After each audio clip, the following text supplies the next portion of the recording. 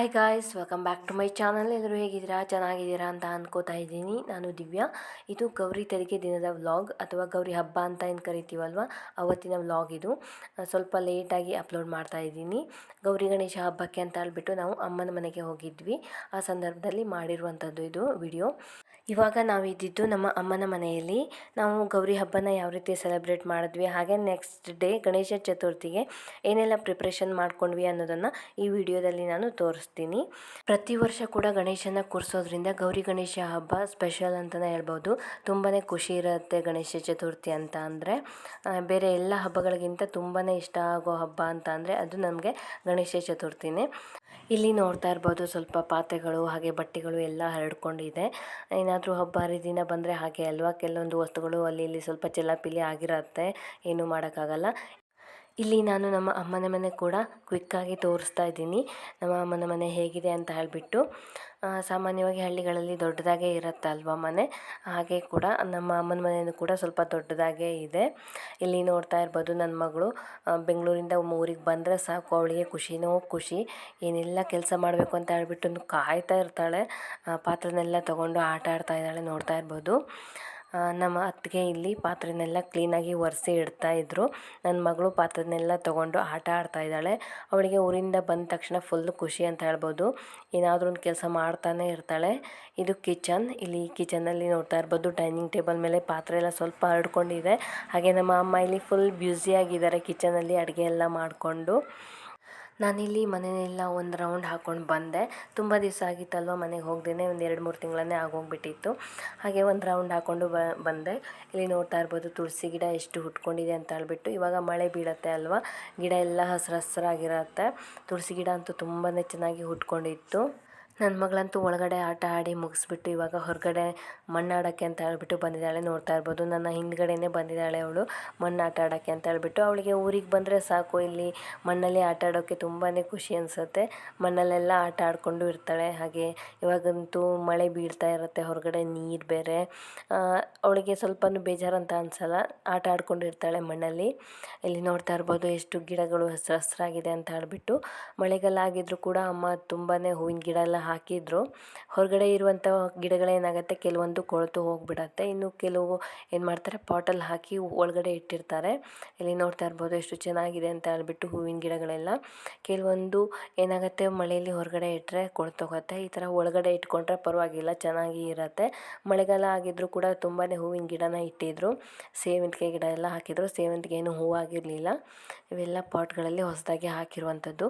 ಹೊರಗಡೆ ಏನಾದರೂ ಹೂವಿನ ಗಿಡ ಇಟ್ಟಿದ್ರೆ ಏನಾಗುತ್ತೆ, ಈ ಮಳೆಗಾಲಕ್ಕೆ ತುಂಬಾ ಮಳೆ ಇರುತ್ತೆ ನಮ್ಮ ಊರ ಕಡೆ ಅಂತೂ. ಗಿಡಗಳೆಲ್ಲ ಏನಾಗುತ್ತೆ, ಕೊಳೆತು ಹೋಗಿಬಿಡತ್ತೆ.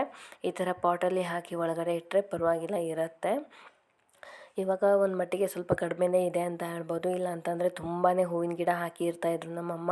ನಮ್ಮಮ್ಮಗೆ ಹೂವಿನ ಗಿಡ ಅಂದರೆ ತುಂಬಾ ಇಷ್ಟ. ಯಾವಾಗಲೂ ಕೂಡ ಹೂವಿನ ಗಿಡ ಹಾಕ್ತಾನೇ ಇರ್ತಾರೆ. ಯಾವುದಾದ್ರೂ ಹೊಸದಾಗಿ ಸಿಕ್ಕಿದರೆ ಗಿಡಗಳನ್ನು ಹಾಕ್ತಾನೇ ಇರ್ತಾರೆ. ಇಲ್ಲಿ ಸುತ್ತಮುತ್ತ ಎಲ್ಲ ಕೂಡ ತೋಟನೇ ಇದೆ ಅಂತ ಹೇಳ್ಬೋದು. ನಮ್ಮ ಮನೆ ಸುತ್ತಮುತ್ತ ಯಾವ ಕಡೆ ನೋಡಿದ್ರು ತೋಟನೇ ಇರುತ್ತೆ, ಬೇರೆ ಏನಿಲ್ಲ. ಬರೀ ಹಸಿರಾಗೇ ಇರುತ್ತೆ, ಎಲ್ಲ ಕಡೆ ಕೂಡ ಹಸಿರು ಹಸಿರು ಹಸಿರು. ಫುಲ್ ಮನೆ ಸುತ್ತ ಕೂಡ ಹಸಿರಾಗೇ ಇರುತ್ತೆ, ಯಾವ ಕಡೆ ನೋಡಿದ್ರು ತೋಟನೇ ಕಾಣಿಸುತ್ತೆ ಅಂತ ಹೇಳ್ಬೋದು. ಅದರಲ್ಲೂ ಇವಾಗ ಮಳೆ ಬಿದ್ದಿರೋದ್ರಿಂದ ಅಂತೂ ಫುಲ್ ಎಲ್ಲ ಕಡೆಯೂ ಹಸಿರಾಗೇ ಇತ್ತು. ಎಷ್ಟು ಚೆನ್ನಾಗಿ ಕಾಣಿಸ್ತಾ ಇದೆ ಅಲ್ವಾ, ಗ್ರೀನಾಗಿ.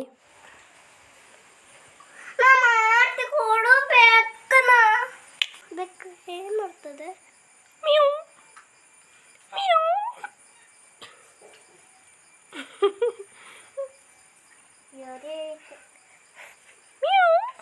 ಕಟ್ಟಿರೋ ಬಂದಿದೆ.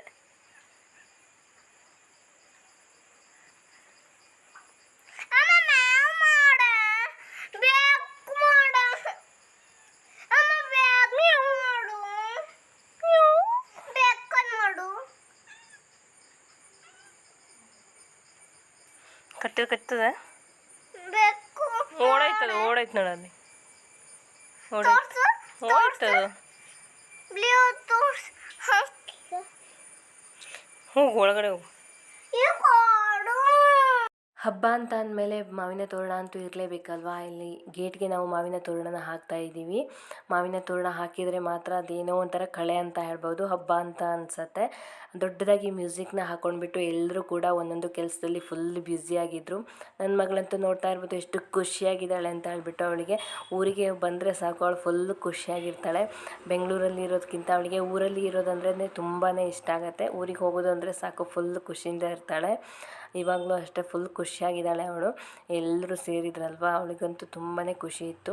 ಹಾಗೆ ಇಲ್ಲಿ ಮಾವಿನ ತೋರಣನ ರೆಡಿ ಮಾಡಿ ಇಟ್ಟಿದ್ದೀವಿ. ಇದು ಮಂಟಪಕ್ಕೆ ಹಾಕೋಕ್ಕೆ ಅಂತ ಹೇಳ್ಬಿಟ್ಟು, ಆಗಲೇ ಬಾಗಿಲಿಗೂ ಕೂಡ ಮಾವಿನ ತೋರಣ ಹಾಕಿ ಆಗಿತ್ತು.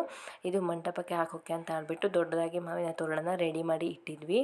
ನಮ್ಮನೆಯಲ್ಲಿ ಗೌರಿ ಹಬ್ಬನ ಏನು ಗ್ರ್ಯಾಂಡಾಗಿ ಸೆಲೆಬ್ರೇಟ್ ಮಾಡಲ್ಲ, ಸಿಂಪಲ್ಲಾಗಿ ಸೆಲೆಬ್ರೇಟ್ ಮಾಡೋದು. ಇಲ್ಲಿ ನೋಡ್ತಾ ಇರ್ಬೋದು, ಸಿಂಪಲ್ಲಾಗಿ ಕಳಶನ ಇಟ್ಬಿಟ್ಟು ಈ ಥರ ಗೌರಿ ಪೂಜೆನ ಮಾಡ್ತೀವಿ. ಒಂದು ಬಟ್ಲದಲ್ಲಿ 2 ಬಾಳೆ ಎಲೆನ ಹಾಕಿಬಿಟ್ಟು ಸ್ವಲ್ಪ ಅಕ್ಕಿ ಹಾಗೆ ಅದರಲ್ಲಿ ಚೆಂಬನ್ನು ಇಟ್ಟು, ಚೆಂಬಲ್ಲಿ ನೀರು ಹಾಕಿ ಕಾಯಿನ್ ಹಾಕಿಬಿಟ್ಟು ಮಾವಿನ ತೋರಣ ಹಾಕಿ ತೆಂಗಿನಕಾಯಿನ ಇಟ್ಬಿಟ್ಟು ಅದರಲ್ಲಿ ಬಟ್ಟೆ ಅನ್ನೋ ಕಾರಣಕ್ಕೆ ಬ್ಲೌಸ್ ಪೀಸ್ನ ಇಡ್ತೀವಿ. ಹಾಗೆ ಅರಿಶಿನ ಕುಂಕುಮ ಮತ್ತು ವೀಳ್ಯದೆಲೆ ಅಡಿಕೆ ಇದನ್ನೆಲ್ಲ ಇಟ್ಬಿಟ್ಟು ಗೌರಿ ಫೋಟೋನ ಇಟ್ಟು ಸಿಂಪಲ್ಲಾಗಿ ಪೂಜೆ ಮಾಡ್ತೀವಿ ಅಷ್ಟೇ. ಗ್ರ್ಯಾಂಡಾಗಿ ಏನು ಸೆಲೆಬ್ರೇಷನ್ ಏನೂ ಇರಲ್ಲ ನಮ್ಮದು ಗೌರಿ ಹಬ್ಬ. ಇನ್ನು ಗಣೇಶ ಚತುರ್ಥಿ ದಿವಸ ಮಾತ್ರ ನಾವು ಗ್ರ್ಯಾಂಡಾಗಿ ಹಬ್ಬನ ಸೆಲೆಬ್ರೇಟ್ ಮಾಡ್ತೀವಿ. ಮೊದಲನೇ ದಿನವೇ ಎಲ್ಲನೂ ಪ್ರಿಪ್ರೇಷನ್ ಮಾಡ್ಕೊಂಡಿರ್ತೀವಿ. ಅದಕ್ಕೋಸ್ಕರ ಇಲ್ಲಿ ನಮ್ಮ ಚಿಕ್ಕಮ್ಮ ಇವರು ಕಳಶನ ಕೂರಿಸ್ಬಿಟ್ಟು ಗೌರಿ ಪೂಜೆನ ಮಾಡ್ತಾಯಿದ್ದಾರೆ. ಇಲ್ಲಿ ನೋಡ್ತಾ ಇರ್ಬೋದು, ಫೋಟೋನ ಇಟ್ಬಿಟ್ಟು ಸಿಂಪಲ್ಲಾಗಿ ಅರಿಶಿನ ಕುಂಕುಮ ಹಾಕಿ ಪೂಜೆನ ಮಾಡೋದು ಅಷ್ಟೇ.